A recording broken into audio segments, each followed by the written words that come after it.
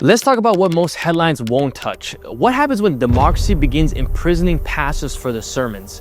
When government agents storm churches in military-style raids? When an 82-year-old refugee widow spends the holidays alone in a detention cell instead of with her family? This is South Korea 2025 under President Lee Jae-myung's administration. And here's a question that should stop every person of faith in their tracks. What did we learn from history? Because we've seen this movie before. The names change, but the pattern doesn't. First, people of faith stay silent. Then darkness moves in to fill the signs. And by the time everyone realizes what's happening, it's already too late. There's a principle documented in what's called victory over communism theory, that when religious leaders fail to act during times of great suffering, when the masses cry out and religious institutions do nothing, something dark moves into that void.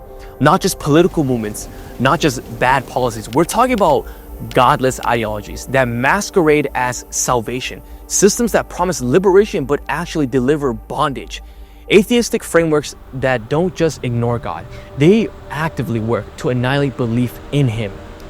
And history proves this pattern. Industrial Revolution, mass starvation, workers exploited, churches silent. And what filled that vacuum? Marxism, communism, a so-called scientific atheism that declared nothing exists outside nature and man, that dismissed religious belief as a fantasy, that killed over 100 million people in the 20th century alone. The failure wasn't just economic, it wasn't just political, it was spiritual.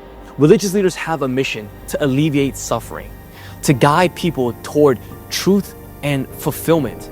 And when they abdicate this responsibility, revolutionary movements didn't just offer economic solutions, they offered a complete worldview, a secular religion, a totalitarianism faith that controlled thought, action, and life itself, to guide people toward truth and fulfillment. And when they abdicate this responsibility, revolutionary movements didn't just offer economic solutions, they offered a complete worldview, a secular religion, a totalitarian faith that controlled thought, action, and life itself. And here's the brutal irony. Communism succeeded not because it was strong, but because the opposition was weak. Not because atheism was compelling, but because the religious failed to be compelling. When people are desperate and their spiritual leaders are passive, they'll grasp at any hand extended to them, even one hand holding a hammer and chisel. Now, Korea knows something about this. Korean Christians have a remarkable history of standing up when it mattered most. March 1st, 1919, the 3.1 independence movement. 33 Korean leaders signed a declaration of independence against brutal Japanese occupation. 16 of them were Christians. Think about that. Christians made up less than 3% of Korea's population, but they represented nearly half the leadership of the independence movement. These weren't just politicians with a religious affiliation. These were pastors, ministers, people of faith who understood that sometimes religiousness ministers, people of faith who understood that sometimes righteousness demands action. They gathered at Pogada Park in Seoul. They read the declaration before massive crowds. They knew what would happen, but they continued on. The Japanese response was savage. It was brutal. 7,000 killed, 16,000 wounded, 46,000 arrested. Churches burned to the ground with congregations still inside. Missionaries were tortured. Christian villages were systematically destroyed, wiped out the earth. And here's what the Japanese didn't understand.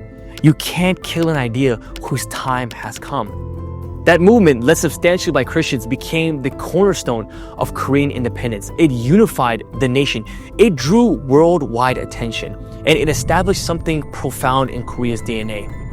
The principle that people of faith don't just pray about injustice, they stand against it. This wasn't an isolated incident. Throughout Korea's modern history, Christians were at the forefront of movements for freedom, democracy, and human dignity, from Pyongyang to Seoul. From resistance against Imperial Japan to opposition to military dictatorships, Korean Christianity has been synonymous with moral courage. Fast forward to 2025, different opposer now, same pattern. Since President Lee Jae-myung took office in June, his administration has launched what can be described as a systematic campaign against conservative Christian leaders.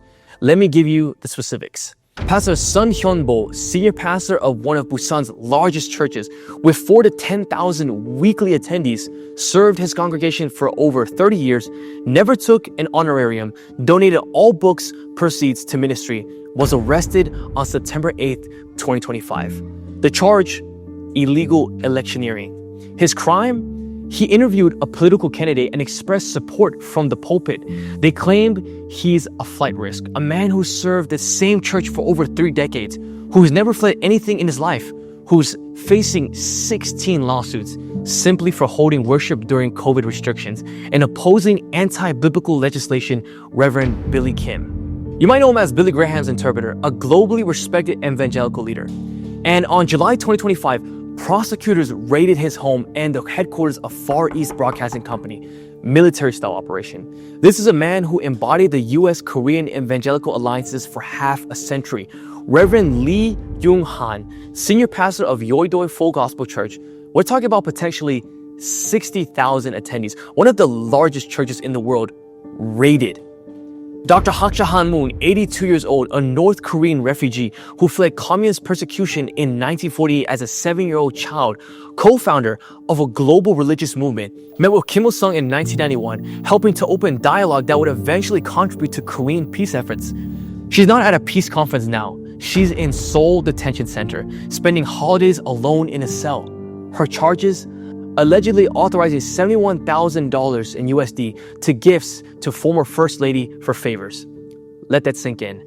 An elderly refugee, a peacemaker, a religious leader, treated as a criminal, denied even the dignity of celebrating with her family. And it's not just an individual case. The pattern is clear. Over 1,000 officers in coordinated raids, special prosecutors appointed specifically to target conservative religious leaders. Investigations that look less like law enforcement and more like political purges. Former Secretary of State Mike Pompeo called what it is. The lawfare being directed at religious leaders in South Korea is deeply troubling. The intensifying assaults on religious liberty are a betrayal to the democratic principles that South Korea is meant to espouse. Even President Trump spoke up. When Lee Jae-myung visited the White House, Trump openly decried the vicious raids on churches happening in South Korea. Here's where we connect the dots. Victory over communism theory warns us this is how it starts. Not with tanks, not with violent revolution, but with the slow, methodical silencing of moral voices. With lawfare instead of warfare. With special prosecutors instead of secret force. Though the effect is still the same. When religious leaders can be raided for political speech, when pastors can be imprisoned for sermons, when churches become targets of state power dressed up as anti-corruption efforts, when an 82-year-old refugee can be detained indefinitely, these aren't random law enforcement actions. This is a pattern. And patterns reveal intent. The theory is explicit.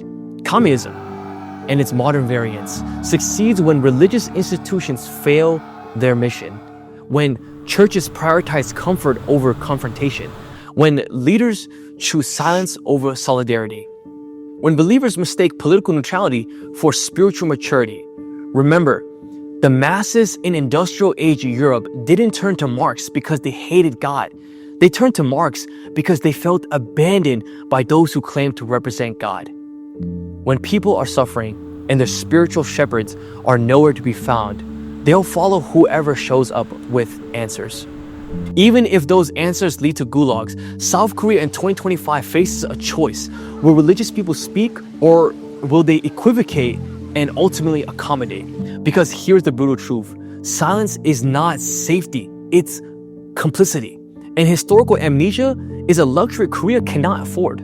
So, what does this moment demand? First, remember your heritage. Korean Christians didn't wait for permission to stand for righteousness in 1919. They didn't conduct polling to see if resistance was popular. They knew what was right, and they knew what was at stake, and they acted. 16 Christian leaders signed that declaration knowing it meant prison, possibly even death. They represented 3% of the population, but provided 50% of the moral leadership Korea needed. That's your legacy. That's your bloodline. That is the tradition you're called to continue. Second, speak now. Not when it's convenient, not when it's safe. Now. Because Pastor Son Hyun-bo is in a cell right now. Because Dr. Moon is spending another night in detention. Because tomorrow there will be more raids, more investigations, more pastors calculating whether their next sermon might land them in handcuffs. Every pastor who remains silent, every church that prioritizes building campaigns over their imprisoned leaders, every Christian who thinks this is just politics and not their concern, you're writing the script for the next chapter. And it's the same script that's been written before.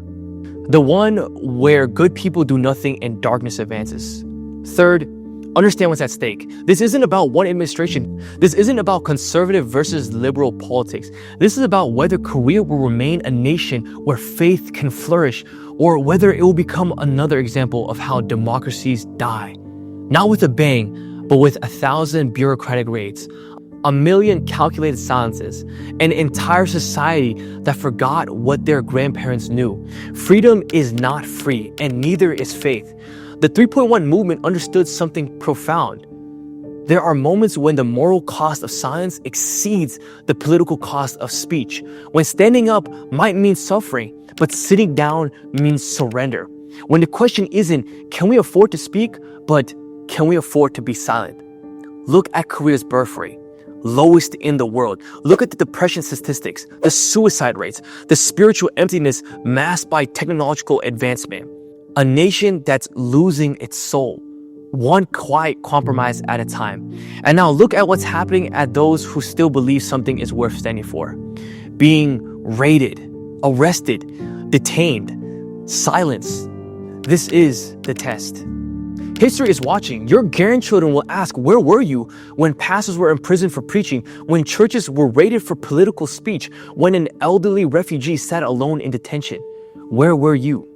Will you say you were careful, prudent, that you didn't want to be divisive, that you thought it wasn't your place? Or will you say you remembered March 1st, 1919? That you understood what your spiritual ancestors knew, that faith without courage is just philosophy, and philosophy without action is just noise. The victor over communism principle warns us, evil advances when good people are passive. Godless ideologies flourish when the godly are silent. The only thing necessary for darkness to triumph is for the light bearers to dim their lamps. Korea, you've been here before. You know how this story goes. You know what's happening. You know what happens when religious leaders fail to act during times of crisis. Don't let history repeat itself, because you were too comfortable to care, too cautious to speak, too calculating to stand. The moment is now. The choice is yours. And the watching world will remember what you decided. Speak up, stand up before it's too late. Because if you won't stand for pastors in prison today, who will stand for you tomorrow? When they came for the pastors, I did not speak out because I was not a pastor.